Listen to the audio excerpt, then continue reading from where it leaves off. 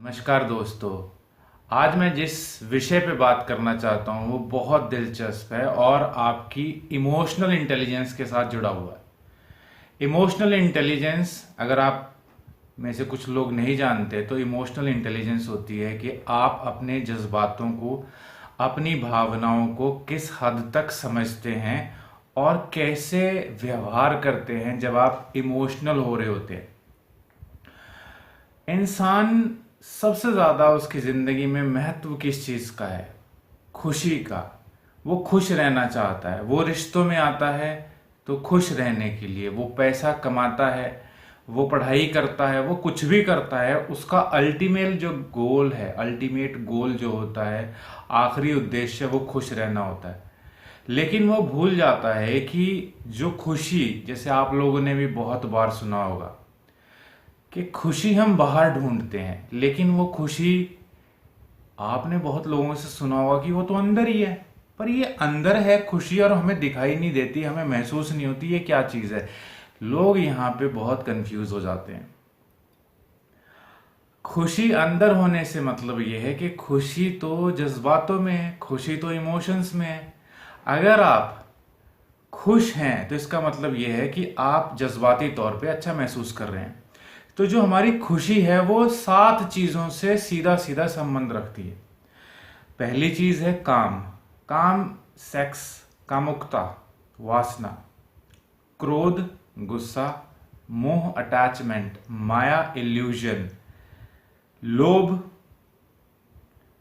ये जो आपका मुझे और मिल जाए और मिल जाए, बस इंसान की तृप्ति नहीं होती, संतुष्टि नहीं होती, जितना मिल जाए उसको कम लगता है।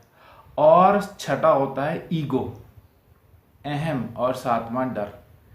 अगर ये 7 चीजें आपके बस में हैं तो आप कह सकते हो कि आप में सेल्फ कंट्रोल है।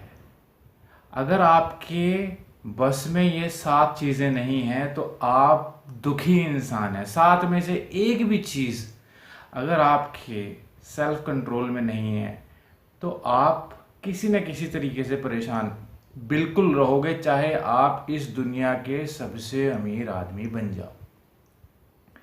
क्योंकि जो पैसा है ना, हमको लगता है कि अगर हम पैसा कमा लेंगे तो हमारी सारी दुख तकलीफें दूर हो जाएंगी। लेकिन आप ऐसा समझिए कि आपको एक शहर से दूसरे शहर जाना है और आपके पास गाड़ी है। तो गाड़ी साधन है और आपको साध्य क्या है? दूसरा शहर, मतलब जहां पे पहुंचना है। आपने मंजिल जो है, मंजिल तो तुम्हारी गाड़ी है, लेकिन मंजिल तक पहुंचने का जो साधन है वो है तुम्हारी गाड़ी। मंजिल तो शहर हो गया और साधन गाड़ी होगी। लेकिन अगर तुम साधन को ही मंजिल समझ लो तो दुखी तो होगे तुम, क्योंकि तुम्हें पहुंचना दूसरे शहर था। लेकिन तुमने मंजिल को मंजिल समझा नहीं, तुमने साधन को ही मंजिल समझ लिया। इसी तरीके से हम पैसा कमाना चाहते हैं, हम अच्छी नौकरी पाना चाहते हैं, हम सरकारी नौकरी पा चाहते हैं, क्योंकि सरकारी जो नौकरी होती है उसमें इज्जत होती है, उसमें एक रेपुटेशन है, एक सिक्योरिटी है। तो हम सरकारी नौकरी पाना चाहते हैं और पैसा भी अच्छा है। लेकिन असल में हम क्या चाहते हैं? हम संतुष्टि चाहते हैं, खुशी चाहते हैं। तो पैसा जो है ना, लोग जैसे बहुत बड़े बड़े सेलिब्रिटीज भी होते हैं, सिंगर्स होते हैं, इंटरनेशनल लेवल तक का उनको नेम एंड फेम मिल जाता है। और जहां से वो अपना सफर शुरू करते हैं उनको ऐसा लगता है कि हम बहुत दुखी हैं, जब हमारे पास इतना नाम और दाम आ जाएगा तो हम खुश हो जाएंगे। लेकिन मजे की बात यह है कि जब वो उस मुकाम तक पहुंचते हैं तो वो वैसा ही महसूस करते हैं जब उन्होंने अपनी यात्रा शुरू की होती है। बिल्कुल शुरुआत से वही बेचैनी, वही बेसुकून, ऐसा वो महसूस करते हैं। फिर वो निकलते हैं सत्य की तलाश में, सुकून की तलाश में। तो आप ये चीज़ भी कर सकते हो, बहुत नाम कमा लो, पैसा कमा लो और बाद में फिर निकलो शांति की खोज में। शांति की खोज में आप अभी से निकल सकते हो। और खोज में निकलना कहीं नहीं है, खुद को ही समझना है और खुद को ही जो सेल्फ कंट्रोल करना है। अगर आपने अपने जीवन में सेल्फ कंट्रोल कर लिया, ना आपको कोई दुख दे सकता है, ना ही आपको कोई तकलीफ दे सकता है, ना ही आपका पति, ना प्रेमी, ना ही आपकी पत्नी, ना प्रेमिका। लेकिन यह इतना आसान भी नहीं है जितना आपको लग रहा होगा। लेकिन आसान तो जिंदगी में कुछ भी नहीं होता। जब आप पैदा हुए थे तो चलना भी आसान नहीं था। बहुत बार गिरे, फिर उसके बाद उठे, गिर के ही तो चलना सीखा, फिर चलते चलते दौड़ना भी आ गया।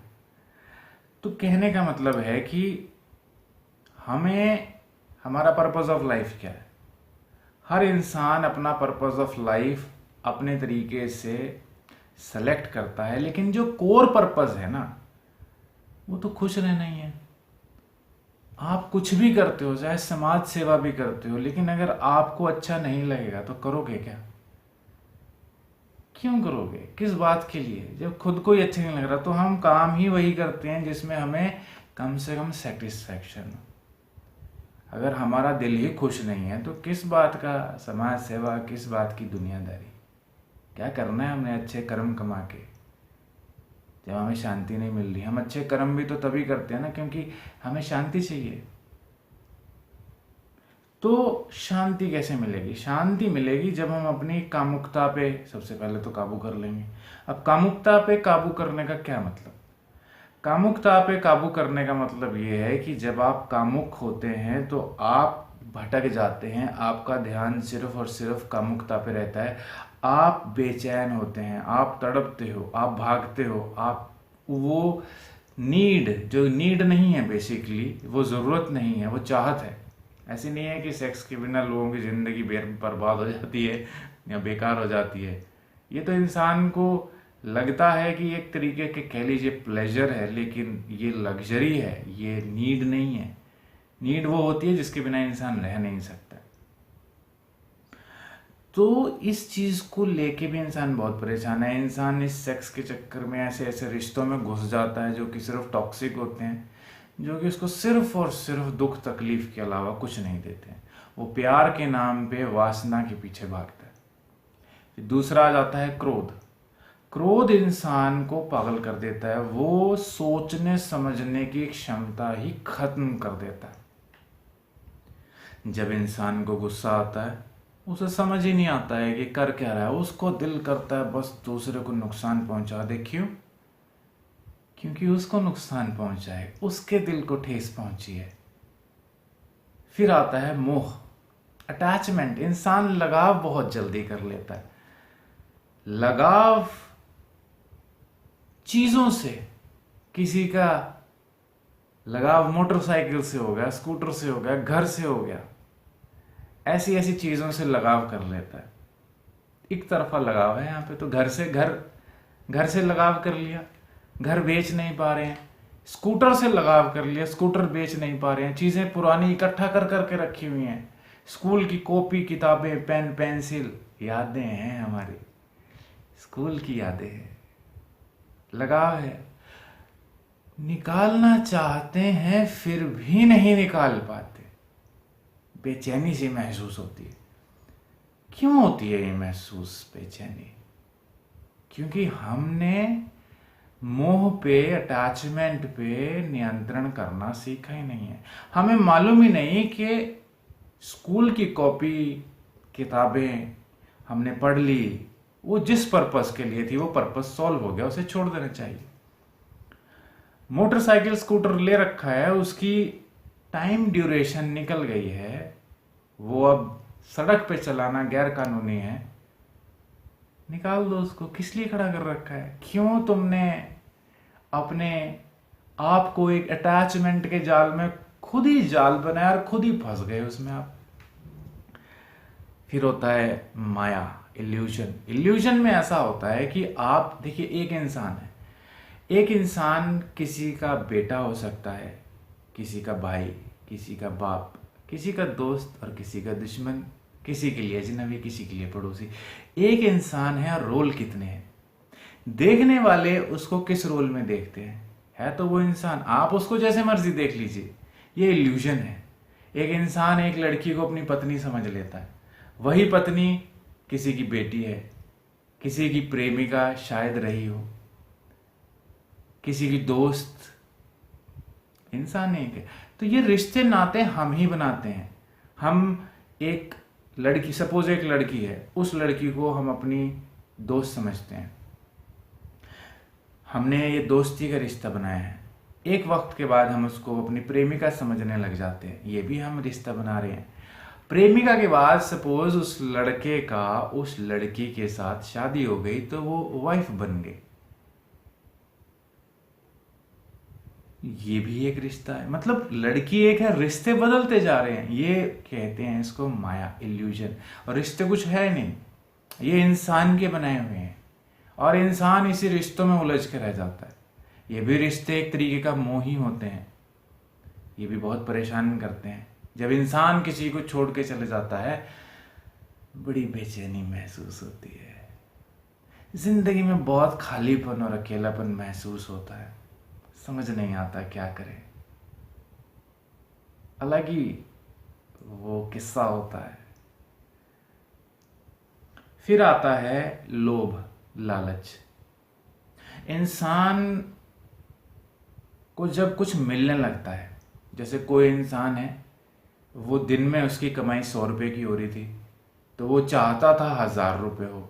1000 जब आने लगे तो अब उसको 100 का कुछ फर्क नहीं पड़ता, 1000 भी थोड़े लगते हैं, चाहता है 10,000, फिर 1 लाख, 10 लाख, करोड़। शांति कहीं नहीं है।